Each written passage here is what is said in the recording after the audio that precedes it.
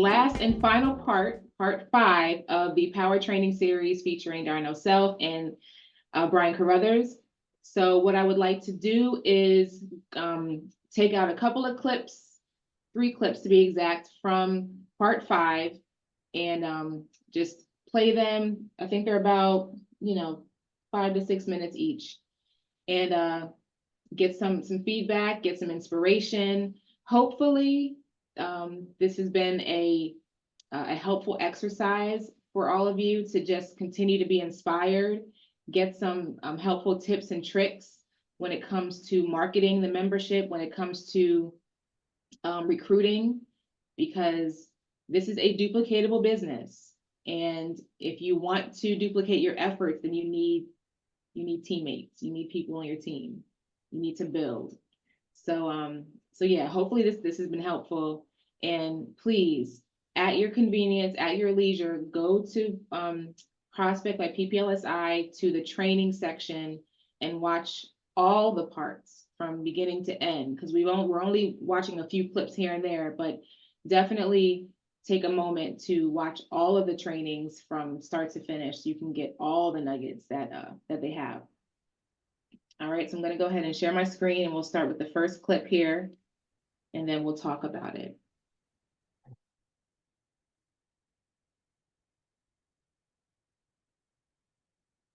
This will help you sell memberships, but it'll also help you keep them on the books for a long, long, long time.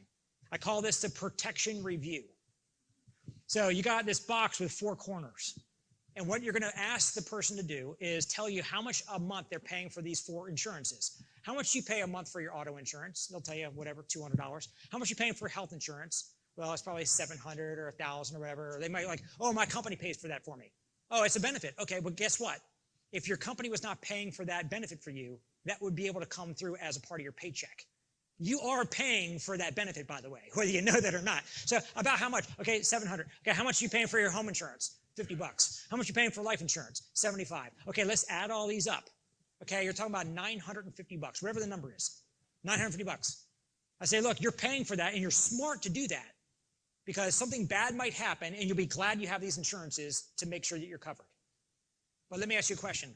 What would happen if your house burned down and the insurance company said they're going to pay $160,000 to rebuild, but you know it's going to cost you $225 to rebuild it right? Who are you going to call? You get into a car accident and the insurance company says they're going to pay $900 to fix the car, but you know it's going to cost you $2,000. Who are you going to call? Your wife gives birth to a baby boy, a beautiful baby boy, but it was a long delivery, and she's like, I need to stay here, but the hospital's saying, hey, you got to go because your insurance company is not paying for another night stay here at $1,000 a night. Your insurance company won't budge. Who are you going to call? Anybody ever heard of a problem with somebody losing a family member and then having to fight with the insurance company to get the payout on the claim that they paid for the last 40 years of their life? They love taking in the money. They don't like paying it out. Who's going to hold these insurance companies' feet to the fire when things actually happen? $29.95, write that there in the middle, and draw a line to the middle. Say, your legal plan for only $30, cheaper than any of these other 4, cheaper than all those. That's going to be the enforcer of these other insurances. Now, let me ask you a question. You haven't gotten into a car accident in a while. Are you ever going to cancel your auto insurance? Your house hasn't burned down ever. Are you going to ever cancel that? You haven't been sick in a while. Are you going to cancel your health insurance? You haven't died yet. You're going to cancel your life insurance? Well, if you're not going to cancel all these things you're paying several $100s a month for, would you ever cancel the one cheapest one in the middle that's going to hold all that together to make sure it all actually performs when you need it? And by the way, something bad has to happen to get any value out of these 4 that you're spending money on every single month. You'll be getting value out of this even without something bad happening. You could be adopting a child, buying a home, something great in your life. You can actually get value out of this. I just locked you in for life on this membership. So that's a protection review. You'll be able to print that out and use that when you're actually out there selling memberships. Is that good or good? Yes. All right. Lastly, the pitch that I was taught by Catherine Walden, I actually learned how to sell this membership by going to group school, how to learning the employee benefits side, which I have only done 2 tiny groups by accident in the last 24 years. I don't spend any time. All I do is recruit and build a team. But I learned at that training how to do the If You're My Attorney story pitch. And it's simply put, let me, I guess it's all on the slide. The goal of the If You're My Attorney story is to posture the presentation by saying, these are all the services that our law firms provide. And you go through a typical presentation point by point, working in stories. But at the end, you say, so let me do this now. Let me spin the table on you. Let's pretend you're the attorney. I'm the client walking into your law firm. And I say, look, I want you to provide all these services to my entire family, but I don't want to pay it by the hour. I want to give you one check a month to pay for it all. If you were my attorney, how much would you charge my family per month to do all this for us? Hypothetically, what would you charge? And I'll wait to get answers. Or if it's on a Zoom and they're all muted out, I'll even say, hey, I know you're all muted out, you can't answer, but I usually hear anywhere from $500 to $5,000 a month. Well, Legal Shield, they don't charge thousands. They don't even charge hundreds. They do everything I share with you for your entire family for literally $29.95 a month. And usually they're like, oh my gosh. And I say, look, when I saw that, I said, that is the best dollar value I'd ever heard in my entire life. I signed up on the spot. I thought I'd be crazy not to get this membership. And what I found is not everybody gets a Legal Shield membership, but most smart people do. Write that down, by the way. Not everybody gets a Legal Shield membership, but most smart people do. You know what they're going to want to do? They're going to want to be like smart. They're going to want to sign up so that they are seen as smart. So that's how you use If You're My Attorney. Here are the services. Here's some stories. If you're the attorney, what would you charge me? I've never had anybody tell me a dollar amount lower than $30. Any dollar figure that they give you greater than 30, you win. Because we're cheaper. They're typically hundreds or thousands, and we're only 30. That's how you close memberships. Love it. All right, so that was the first clip. And one of the reasons why I picked that one is because first of all, there's never, we're always learning. You know, this membership, we're always learning new things about the membership. We're always learning new things about how to broach the subject with your prospects. And I like the fact that, and I don't even know where he got that sheet from. And the sheet itself doesn't matter, but it's the mindset. Okay, so you have all these other insurances that you're never going to cancel. And has something terrible in your life has to happen for those insurances to actually kick in. Well, what about, our Legal Shield membership, which is pennies on the dollar, relatively speaking, and you don't have to wait for something terrible to happen to get value out of it. And I just love that, because if we can start to get our prospects to think like that, instead of being reactionary or this is something else I got to pay for, that type of thinking, I think if we can help them overcome that type of mindset, it'll just click. It'll make more sense. And they'll obviously be able to see, well, not obviously, but hopefully be able to see, the value that it'll bring to their lives. So that's why I really liked, what he had to say about that, because we always have to, we're always, just like in the last couple of part 4, 3 or 4 that we watched, we're everywhere we go, we're prospecting. Everywhere we go, we're listening out for people's problems. We're listening out for people's hardships, their pain points, because we're problem solvers. That's who we are. That's what we do. And so if we can get people to see and understand it and make that connection, okay, well, this is, it's another bill, yes, but it's probably the cheapest insurance bill you'll ever have. And it's going to ensure, like he said, that all the other insurances that you're paying for work for you. So I really love that. Does anybody else want to add anything? Any thoughts? I do. I'm thinking, I'm glad that Mr. Buford is very patient with me, because I've been in and out of this business, and part of me is like, I don't want to convince you, but I get what you're saying about the mindset.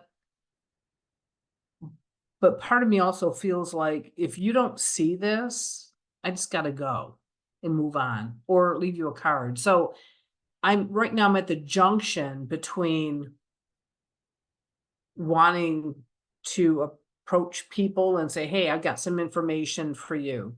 if you want to be empowered or whatever. And if you don't, I feel like I'm not gonna hang around. Is that wrong? Like, you know what I'm saying? Like, I'm not gonna beg you. I'm not the cheeseburger that like Mr. Buford talked about, not the White Castle. There's an offer here. So how much time do you invest with people that are resistant? Because I'm not sure if that's profitable. I mean, it doesn't mean about money, but just because it is such a value. So what do you do with that? That's where I'm at. Like, how much time do I spend with somebody who's resistant? Like, I feel like saying bye. I'll let Mr. Buford take that one. So look, this is the prism that I put people through when I'm looking at them. I ask myself, are they looking for what we do and do they appreciate what we do? Right? And sometimes what a person's looking for may not be packaged in the way they expect, but are they really looking for our solution? Right?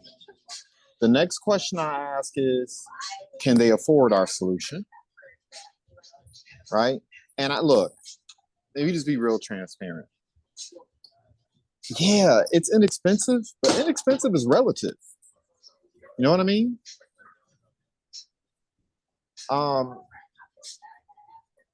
So you still got to be cognizant of that. Can they afford it? Because if they can't afford it, even if they get it, they drop it, and then it doesn't serve them and it doesn't serve you.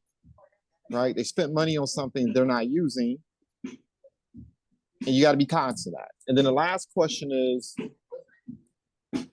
and I think this is more in alignment with what you just shared as well, is I like to work with people who make blink decisions.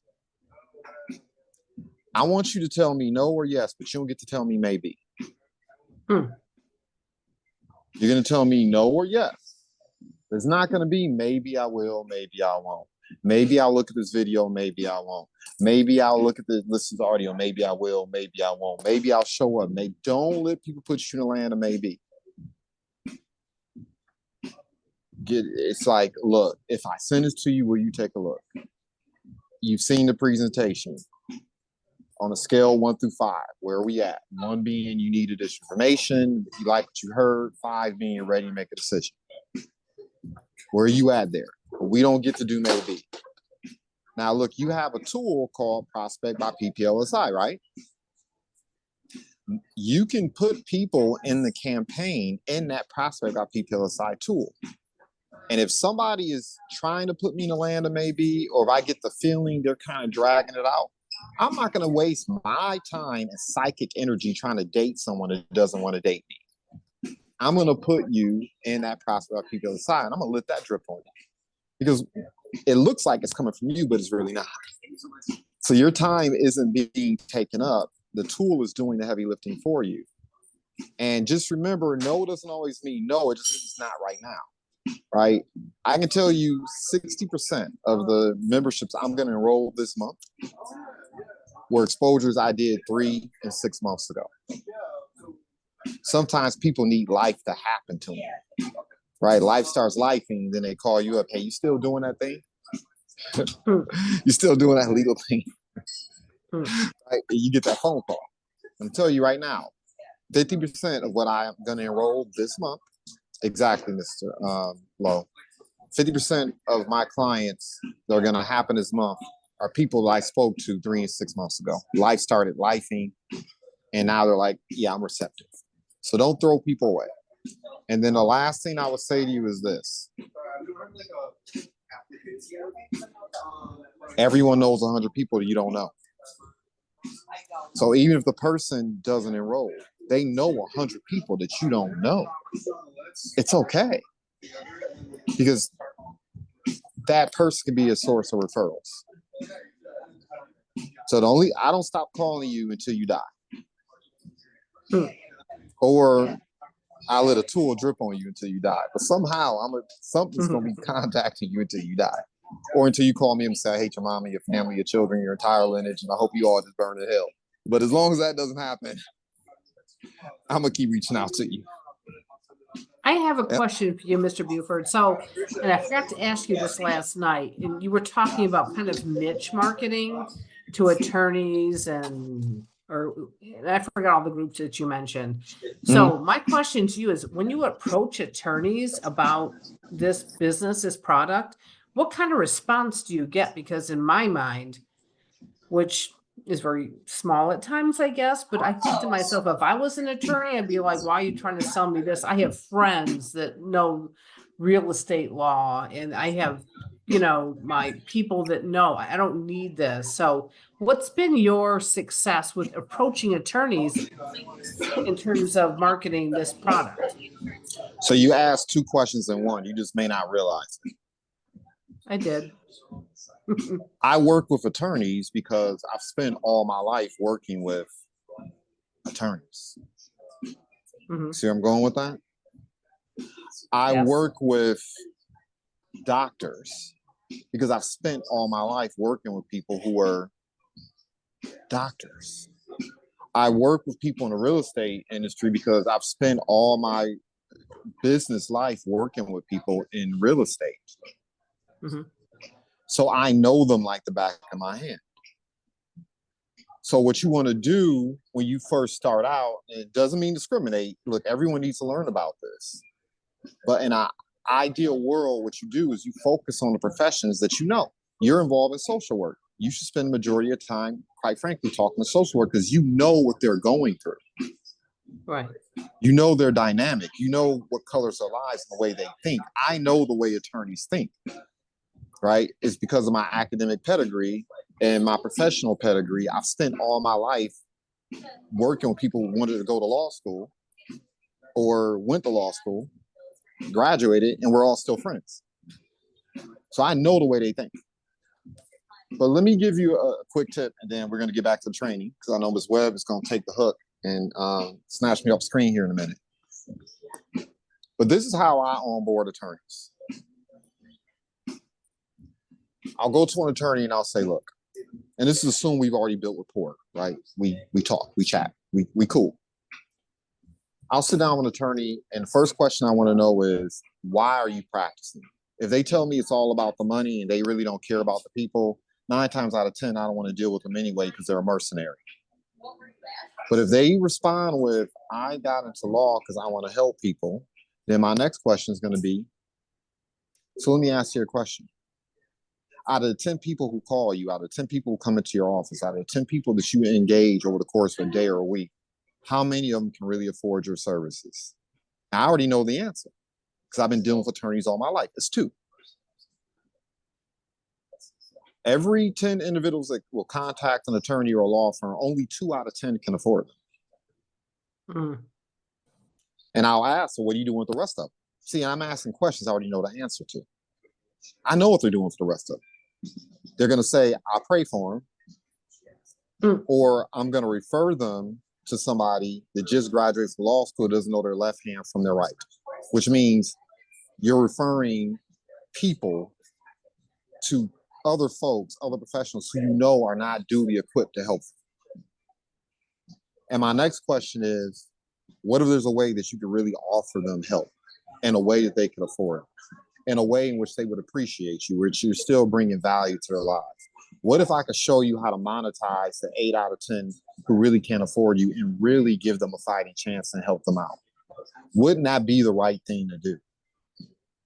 And by the way, would you be terribly upset if we compensate you anywhere from extra $1,000 to $2,000 to $5,000 per month and help you create a residual income so you're not working until you die? Because believe it or not, most attorneys work until they die. They're just like doctors. Doctors have the worst. They're giving us medical service. They have the worst health habits in the world. Attorneys deal with other people's money all day long. They have the worst money habits in the world. Most attorneys, believe it or not, die broke. Even the wealthy ones got the expensive suits, crushing it. I'm downtown Detroit. I've seen very wealthy attorneys ask me to buy them coffee while I'm in a coffee shop. And these were attorneys I looked at 10, 15 years ago who were knocking out $500K per year. They're dead broke. So because I know that, my questions lead to that. But don't just focus on attorneys, as you heard me do it. What do you know about professionals in your career? Right? That we don't know. Use that to your advantage and ask the right questions. I'm a little bit confused about what you're saying, only because I'm not sure if you're approaching attorneys to get the membership, to sell the membership, or to come on board with a law firm. Okay, I'm gonna say this, and then once I'm gonna jump off, because I don't want to jump through the screen at me. I don't share with an intended outcome. That's a mistake many of you all are making. I don't share with the intention of an enrollment. I don't share with the intention of someone coming on board as an associate. I don't share with that intention. My only intention is to educate you about the options that are out there, right? I'm a sorter. I'm not a salesperson. So this is what we do. This is how it can help someone else. This is how it may help you. On a scale 1 through 5, are you just interested in service? Or would you be interested in not only enjoying the benefits yourself, helping other people enjoy the benefits too? See, I'm a sorter. I'm a sorter. I'm gonna share the service. I'm gonna share the value prop. I'm gonna share how it helps people. And then after I've done that, I'm done. It's not my responsibility to make adult decisions for you and your family. It's your responsibility. So you, as Mr. Carruthers just said, you're silly enough to pass up on this. That's not my responsibility. It's your responsibility. You got to tell your wife, your son, your daughter one day why you fumbled the bag and didn't get your estate plan done. You'll be dead, but they know. You got to tell your son, your daughter, your wife why you didn't make a smart financial decision and secure their future. See, when I die, my children's children will be wealthier than when I started out in life. I've already won. I've already won. The victory's already done. My children will not know government cheese because of what I built. Now I just want them to put a picture of me in their houses for the next 2 generations. That's what I'm working towards now. But my children will never know government cheese. They'll never know Salvation Army. They'll never know struggle. So I'm just sharing the information and letting you sort your life out. And when you do that, people sense it, right? Because you're not putting yourself out there like White Castle. You're letting people know this is a 5-star premium experience you're having with me. You pick and choose. And hopefully that resonates with you and answers the question. Stop sharing to sell people. Stop sharing to talk people into business. Share to educate them and let them sort themselves out. Because that's what you really want anyway. If you sell someone, you talk them into getting a service, you got to talk them into keeping it. If you talk them into joining you in business, you got to talk them into doing the work. And that just doesn't work. All right, so quick question. So out of all the attorneys that you've approached and how you do it, how many of them have actually come on board? Well, you met Donna Glass, right? Essie Yes. Gatto was another person. Y'all may not be all that familiar with her, but she's an attorney that I work with periodically. There are probably several attorneys in the organization. Now, are they active like we're active? No, but are they busy? Yeah. And trust me, when you're running for executive director, one membership matters. Right? Right. So there are probably several attorneys that I've onboarded in the last handful of years. Some of them are active, some of them are not. But keep in mind, am I really interested in them? I need you to understand the game that you're playing. When I'm sitting across the table from someone, yeah, I'm dealing with them, but who am I really taking aim at? The Their family? 100 people they know that I don't know. Mm. So there's an attorney that I work with out in Southfield who should remain nameless because we agreed. Not active at all. But this attorney sends me referrals every other month. You Okay. see? You see? Right on. I do. You all are getting caught up in trying to sell the person in front of you, trying to convince the person in front of you. No. What you want is develop the type of relationships with people where they'll refer people to you. Because how long Right. will it take me to meet the 100 people they know? A long time. Right. But if I have a good relationship with that person, that's a resource for referrals for the rest of my life. Wow. Got it. You understand the game? Yeah. That's the game. That's the bag. 1,000 people who like, know, and trust you, who are willing to refer to you, whether they get the service, whether they join you in business or not. The bag is 1,000 people who like, know, and trust you, because people like, know, and trust you, they'll refer business to you. And if you're constantly taking in referrals, you'll never have to look for the business. Hmm. That's Right the on. bag. Yep. Okay. Thank you. Great questions, Ms. Deb. So thank you for asking. Okay, so for the sake of time, let me go ahead and we're just gonna play one more quick clip because it's going to tie into next week's training. So just keep that in mind as well.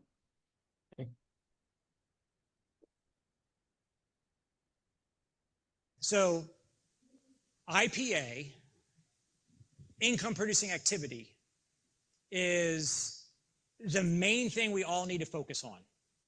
IPA. Everything else is not making you money. There are some things that you still have to do. Yes, you need to clean your home office. You can't operate in a complete pigsty forever.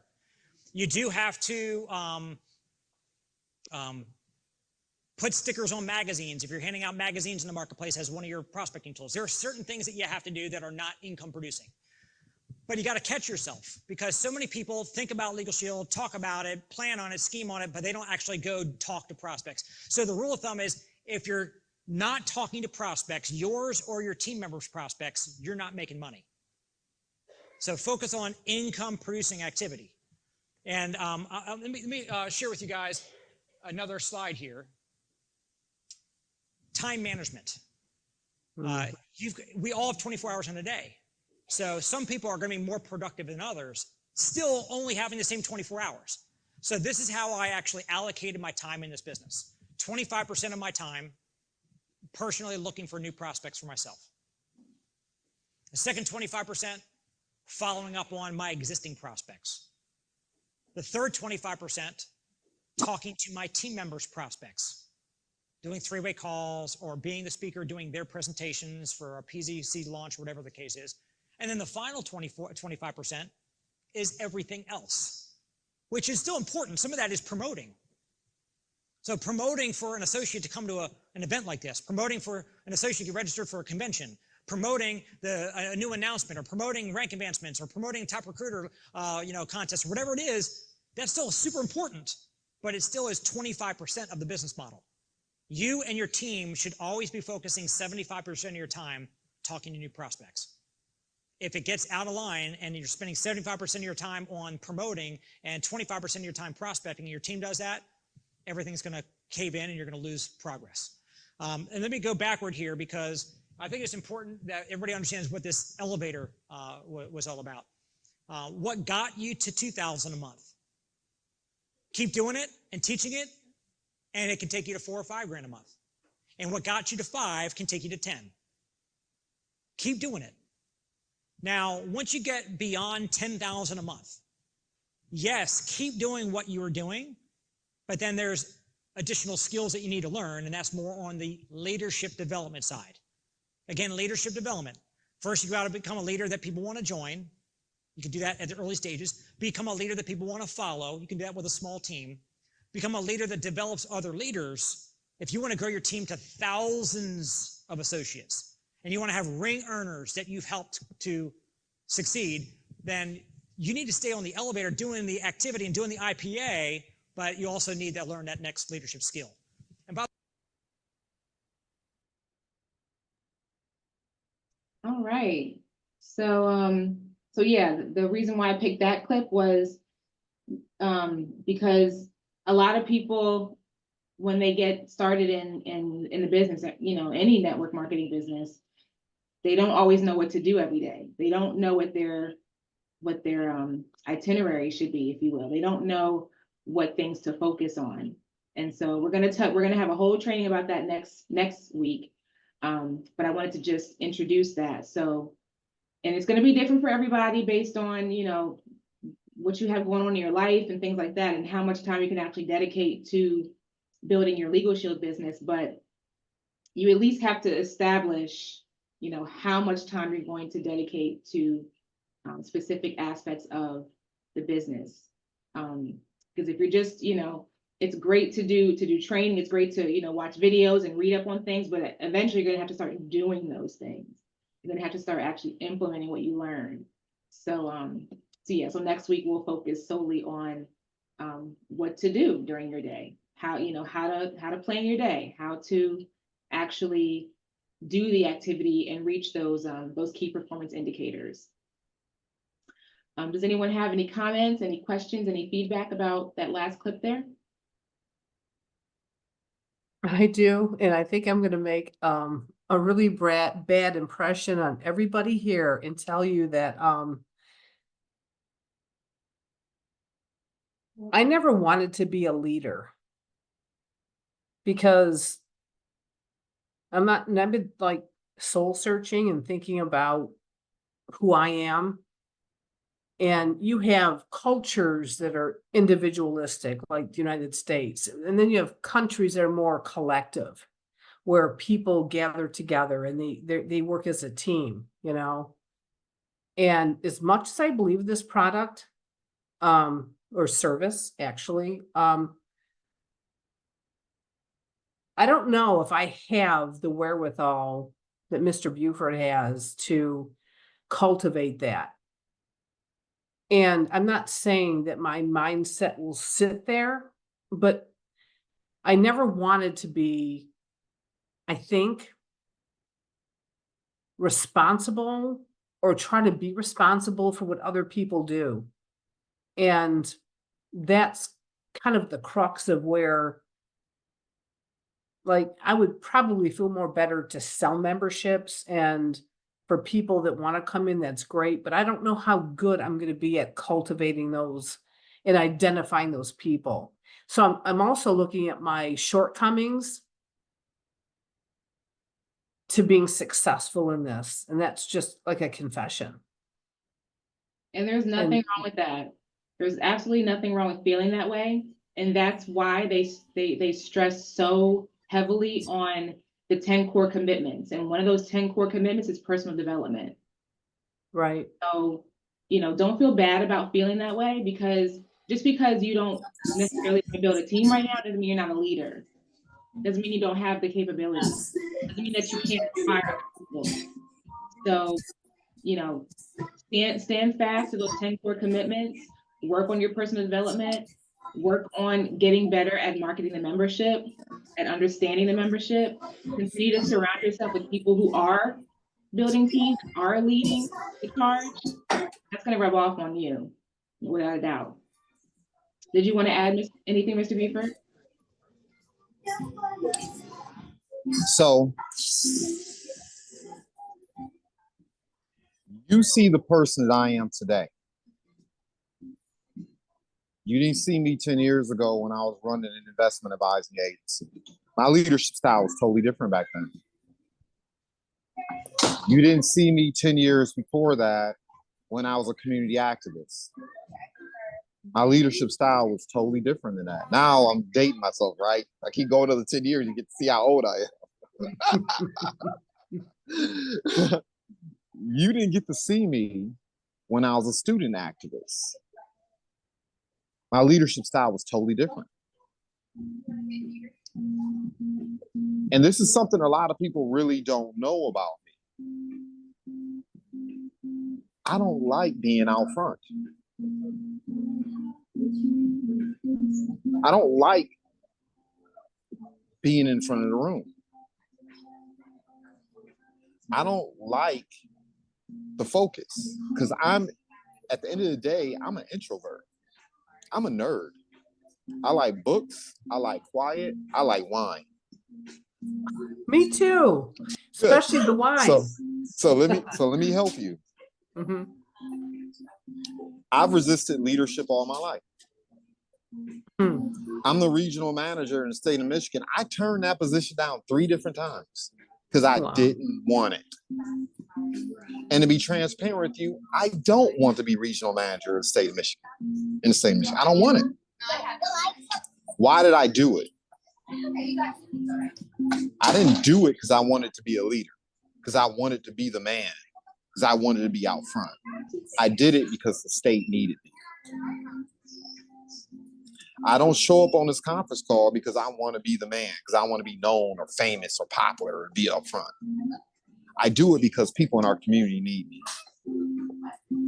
I don't do PPLSI or Legal Shield because I want to be social media famous or popular, the popular guy, the guy that everybody knows and loves. That's not why I do it. I do it because my community needs to know about the service.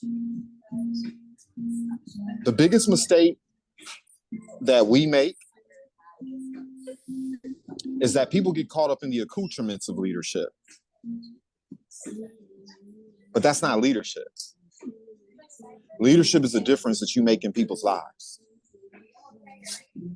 And when you choose leadership, if you really understand what leadership is doing what your goals and your family and community require of you. I know you want to make an impact. I do know that. And in order for you to make an impact, you need to be successful. You need to be an example of that. I know if you want to scale your success, that means people need to see and feel your impact and be inspired by your impact. And that does not necessarily mean you have to be some alpha in front of the room screaming, yelling, la, la, la, la, la, la, all that fun stuff. I can work behind the scenes and you will feel my impact whether I'm on the screen or not. I promise you. You will know my impact whether I'm in front of the screen or not. You will feel me if you're part of our organization. And that's what I would share with you. In today's society, people get known for being famous. They don't even need to be valuable. They just get known for being famous, right? I'm not knocking the game. I'm not knocking how people make money. I'm not hating. I'm not a hater. But I'm acutely aware that today in our society, people are so focused on being popular and being cool, and they ain't doing nothing. They're not making an impact in people's lives. They're selling BS.com. It's not going to create any legacy for anyone's family or children 20 years, 100 years from now. They're just getting paid to be famous and to be popular. And if that's your life, if you're about that life, that's cool. But people mistake popularity for leadership. They think because they popular that they're leaders. See, that's the thing. I know. I'm just like, I know, I get it. I've never wanted to be popular. I just don't. Don't focus on I just being want to be popular. myself, and so it's Don't- like. I'm Don't sorry, go ahead. focus. Don't focus on being popular, because the popular people come and go. Right. Focus on being valuable. Yeah. People who understand leadership long term. See, popularity is short. It's sweet. Leadership lasts. The one thing I focused on my entire life is being more valuable than the people around me. Because if I'm more valuable, I'm indispensable. And if I'm more valuable, my impact will change people's lives and inspire people who are still around when I'm dead and gone. Right on. Don't focus on the accoutrements. Don't focus on popularity. Let them people have their shine. Let them have their outside egos and think they run shit. You focus on being valuable, because it's the value that makes you inexpendable. You understand what I'm saying? Yes. Yes. And when you get that, when you understand that,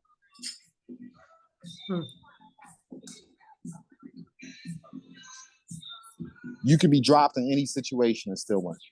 The last thing I want to share with you is this. Mhm.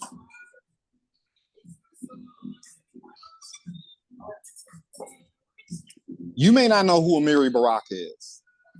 Some of the artists know who Amiri Baraka is. but he was a very famous poet and activist in the 1950s, 60s, and 70s. He was very, very, very, very influential. Very influential. He was my hero. I loved Amiri Baraka. Like the militancy and I'm down for the people, regardless of complexion, ethnicity. I'm just down. I want to see the downtrodden win. I loved Amiri Baraka. I'm telling you, still do. I met Amiri Baraka in person finally 25, 30 years ago. I met Amiri Baraka. And when I met him, I found out some things about him that was bad news.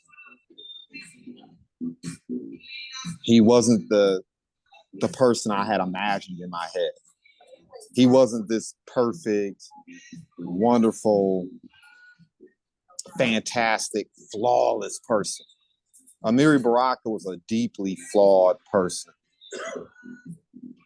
Dr. Martin Luther King was a deeply flawed person. El-Hajj Malik Shabazz, Malcolm X, deeply flawed person. Abraham Lincoln, deeply flawed person.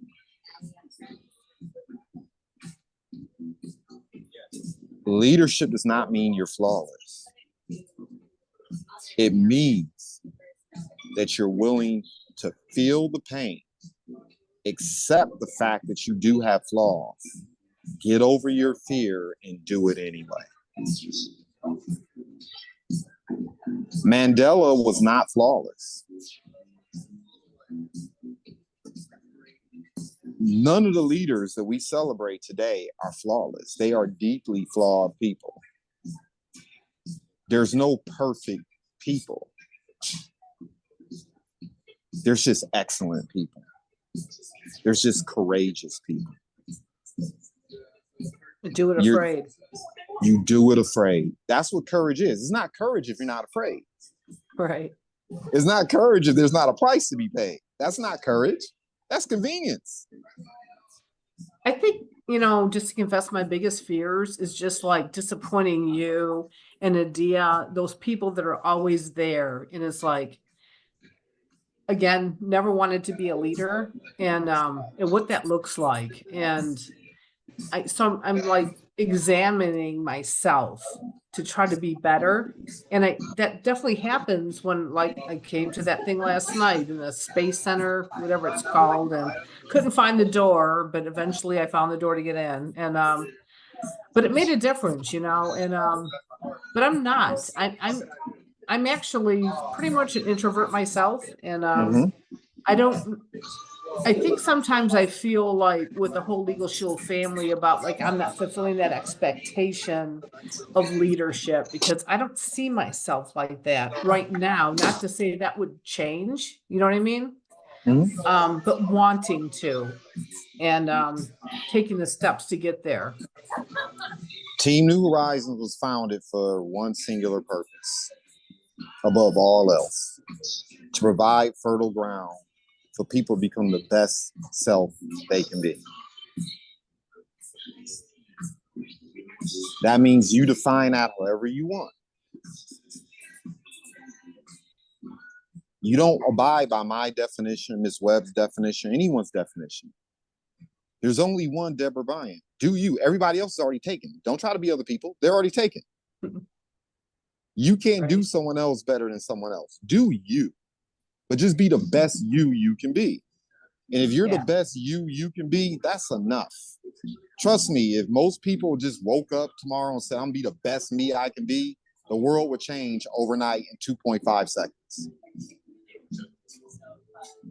Just wake up every single day and be willing to be the best you can be. That's what this is about. It's not about marketing memberships. That's just the vehicle. It's not about recruiting 1 million people. It's just a vehicle.